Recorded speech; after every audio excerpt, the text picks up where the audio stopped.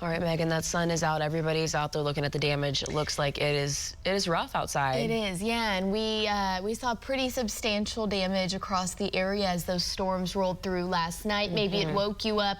Lots and lots of lightning, lots of thunder, and the wind. I'm sure howling, yes, and that is what has caused most of this damage. Now, the National Weather Service will go out and do some of their evaluations of the damage and kind of some of the reports of where there were tornado warnings and was there a confirmed tornado. So we do have to wait on things like that.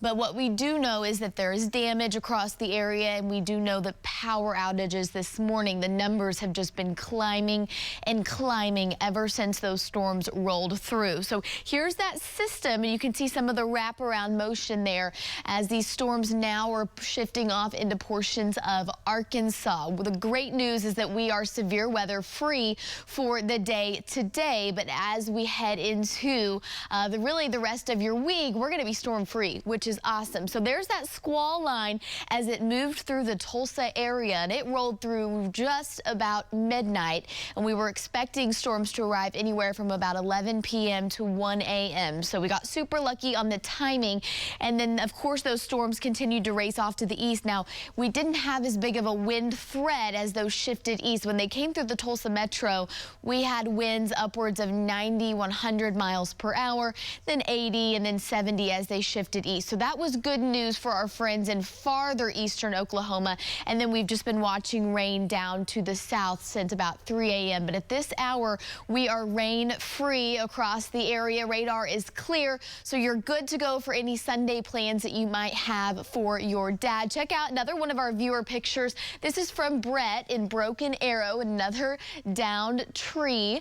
He said this tree fell behind his car, so all of these streets looking very, very similar across the area as these tree limbs are kind of falling over and lots of tree debris in the road. Here's a current look at power outages right now. Tulsa County, the highest at 160,000 customers without power. We've got a couple more counties in those yellow color, Oklahoma City and Oklahoma County right now at about 34,000. So you can tell who kind of got the hardest hit from these storms. And in Tulsa County, we're hoping to really have power restored here soon. A live look here from our downtown cam. You can see shingles off the roof there. Temperatures right now 66, so we're a little bit cooler now that those storms have rolled through, but dew point still a little high in the low 60s. So temperatures across the area, we're in the low 60s to the north of Tulsa, a little bit warmer down to the south, but it's a cooler start to the day today, and this afternoon temperatures are going to be a little bit cooler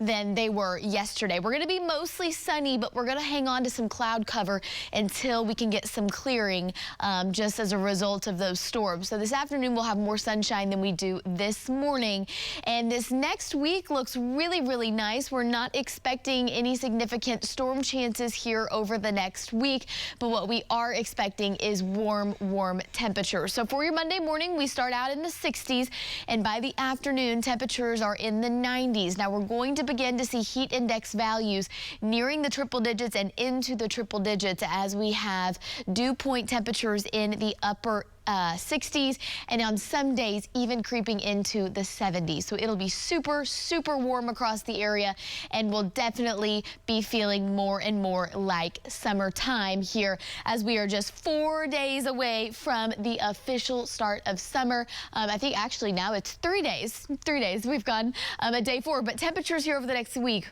we're in the 90s.